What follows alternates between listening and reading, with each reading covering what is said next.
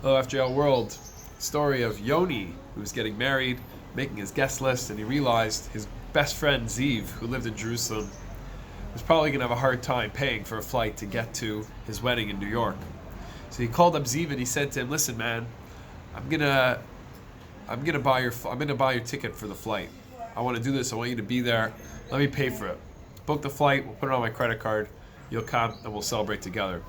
So Ziv buys the flight, gets to the airport.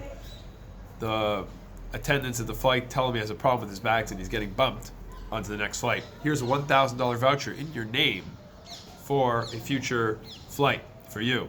Ziv calls up Yoni, says, "You're not going to believe what happened. I'm getting on another flight, but I got bumped and I got a $1,000 voucher." Yoni says, "Well, that's mine. I'm the one who paid for the flight.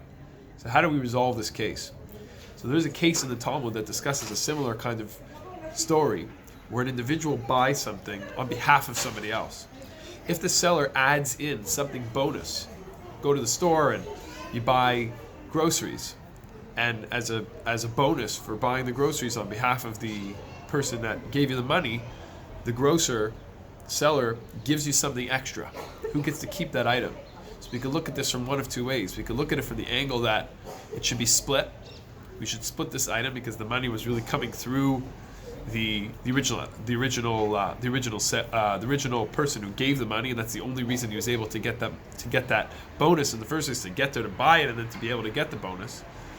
On the other hand, the bonus was being given to this person. So we'd have to look at maybe if that item was being given directly to, was it specifically to the agent, the person who was going on behalf of the person sending the money. One could argue that maybe it was going specifically to that person.